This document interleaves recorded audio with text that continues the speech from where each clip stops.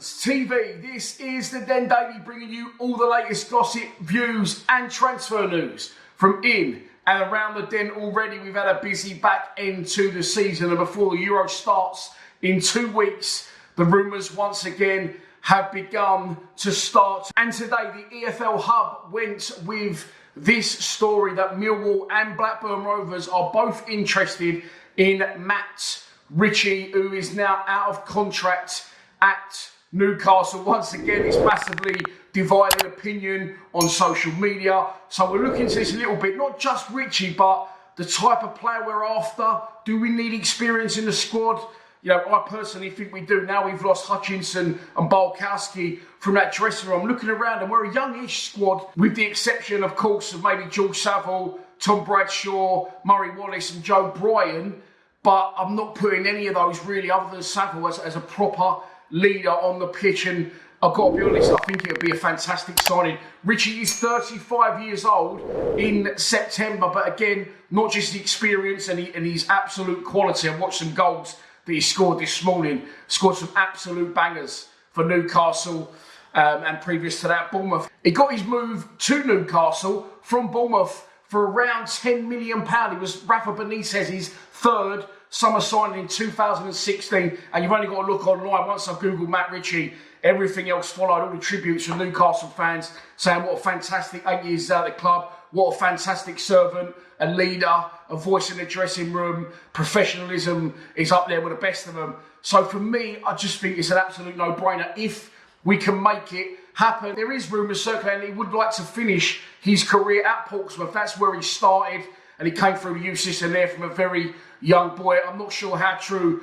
those rumours are, but I'm sure that this rumour today put out there by the EFL Hub will spark the fuse with many, many championship clubs. Because, make no mistake, despite his age, he's a very, very talented player, and I think he'd be brilliant for any championship side. Of course, he also falls into the bracket of positions that we need to fill. Someone said on one of the comments earlier, I put on social media, well, Watmore and Longman were brilliant towards the end of last season. He's on a completely different level to Watmore as a player. He can play wide left or wide right. He's left-footed and got a hell of a left foot on him. He can also play wing-back, which is adapted into that role at Newcastle. But look, as I said, a million times better than Watmore, no disrespect to Big Dunk. And Ryan Longman, as of yet, is not a Millwall player, so we can't count our chickens on that one. As we know, Neil Harris predominantly likes to play a 4-4-2. This season we have played, and I think that's due to us not having a big striker, which I think the gaffer will go out and do in the summer.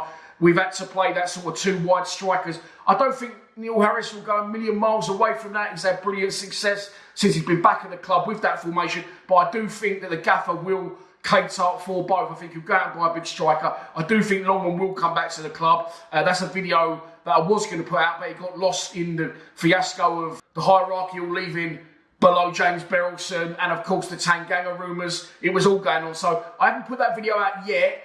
The whole manager got sacked as well, didn't he? Liam Rossinia. And obviously we had the big shift around upstairs. So I will put that video out when I feel the time's right. But as I said, Longman isn't, as of yet, a Millwall player. So for me, it's an absolute no-brainer. If we can sign Matt Ritchie, I think it will be a brilliant signing. He is from the South Coast originally, and has been up in Newcastle sort of 7-8 years now. So I would imagine eventually at some point he's looking to return down south. Another stumbling block in all this, of course, is wages. I don't think that we can get anywhere near the alleged £45,000 a week that he's on. But again, if we can get him on a free and he can take a pay cut, maybe look at it where, from his point of view, where he's nearly 35 years old. I think he did have a long-term injury at one point at Newcastle, not long after he signed. I could be wrong on that one, but I'm pretty sure he'd done his crew shot or something like that, and he was out for quite a long time. But regardless, he's back, he's fit. Newcastle have released him along with 10 other players. He's not part of any house plans. Unsurprisingly, they're going to be pushing for Champions League again next season and having a reshuffle. So he falls into the bracket of very experienced, very good player.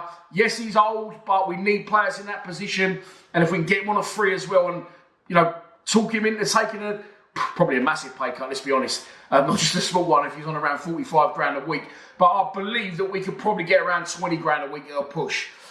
That's my feelings on it. I could be miles off again. That's just my opinions. But I'll keep you posted the more I hear on it. And I really do hope that we do hear more on it. As I said, we need experience in that squad. Now Bulkowski and Hutchinson has gone. We need some leadership in there. And it's a position that we definitely need filling. Please subscribe to Lions TV.